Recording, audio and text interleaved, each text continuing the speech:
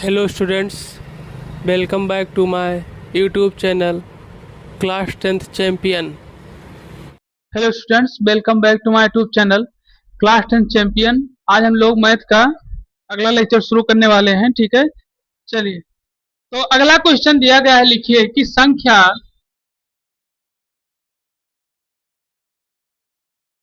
क्या बताया गया है कि संख्या 144 के अभाज्य गुणनखंड में दो की घातों को क्या करना है, हमें ज्ञात करना है। ठीक है, तो चलिए इसको लगाना शुरू करिए। ठीक है,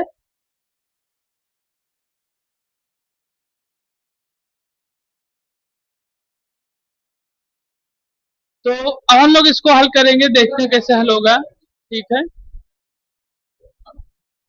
तो यहाँ दिया गया है कि हमें दो की घातों को लिखना है। ठीक है, तो इसका हम लोगों को क्या करना पड़ेगा, अभाज्य गुणनखंड इसका निकालना पड़ेगा। ठीक है, यानी कि एलसीएम के रूप में इसको हम हल करेंगे। तो ये आपका कितना हो जाएगा,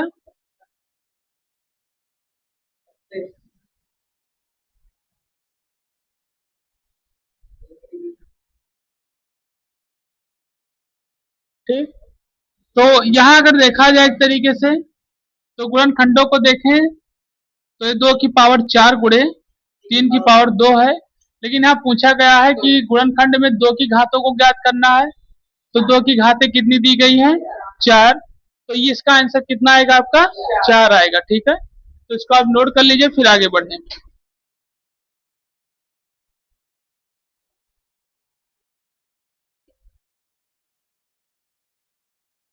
ठीक है, देखिए 62,049 के अभाज्य गुणनखंड में 3 की घातों को ज्ञात करें।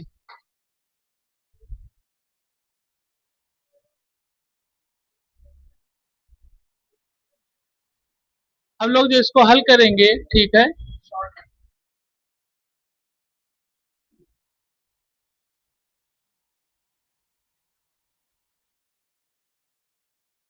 49। ठीक, तो इसका हम लोग जब 3 से एलसीएम निकालना शुरू करेंगे,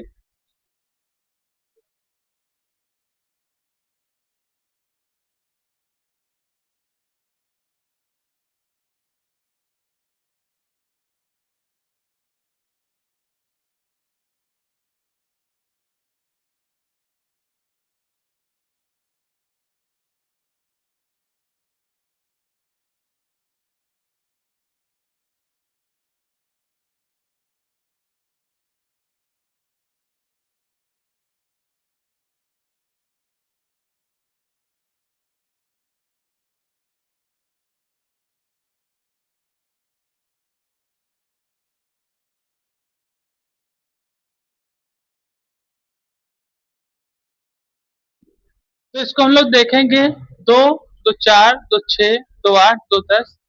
तो 3 की पावर कितना आएगा, 10। तो इसका आंसर कितना होगा, 10। ठीक है, नोट कर लीजिए इसको, फिर हम लोग आगे बढ़े।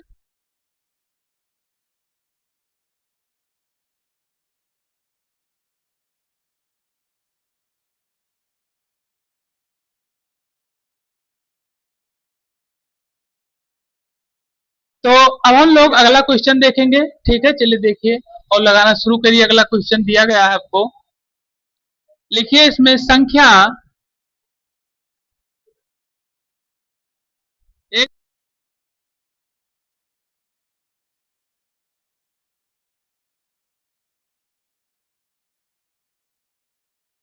तो इसको हम लोग लगाएंगे और देखते हैं कैसे लगेगा।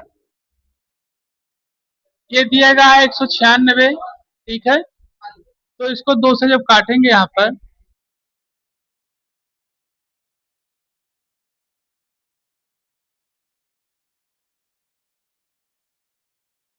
तो ये हो जाएगा आपका,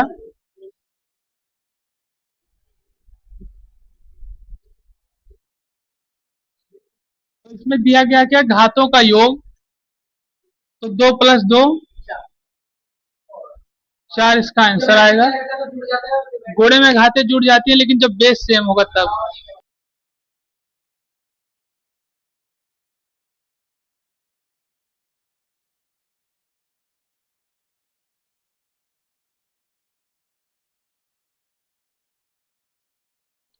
देखिए संख्या 36,000 के अभाज्य गुणनखंड के घातों का योग ज्ञात कीजिए।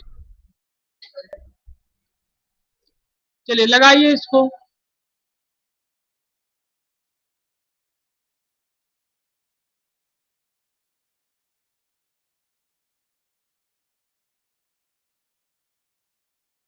तो यहाँ पर हम लोग इसको हल करेंगे, देखते हैं कितना आता है।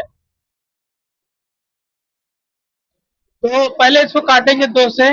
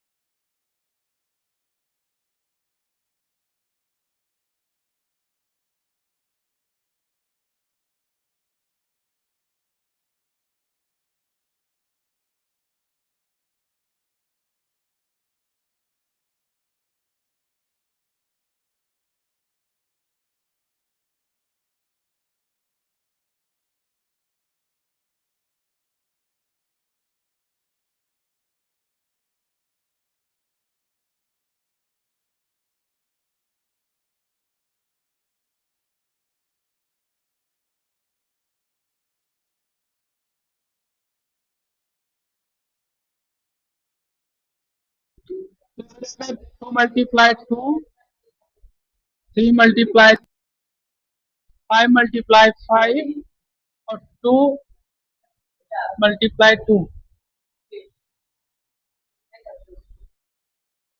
तो ये हो जाएगा 3, 2 5,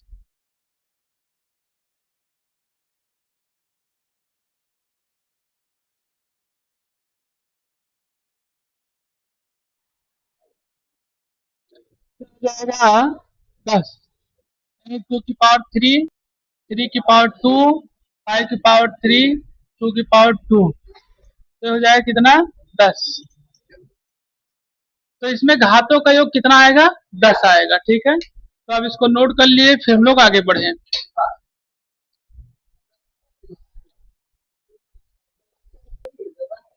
चलिए अगला क्वेश्चन देखते हैं। ये क्वेश्चन आपको दिया गया है, ठीक है, उसमें बताया क्या गया है कि वह न्यूनतम संख्या आपको ज्ञात करनी है, यानी छोटी छोटी संख्या ज्ञात करनी है जो 1 से 10 तक, 1 से 10 तथा इनके बीच की सभी प्राकृतिक संख्याओं को क्या करना है? प्राकृतिक संख्याओं से विभाजित है। सभी प्राकृतिक संख्याओं से क्या होती हो? विभाजित होती हो। ठीक है, तो चलिए आपके पास 2 मिनट, इसको लगाइए।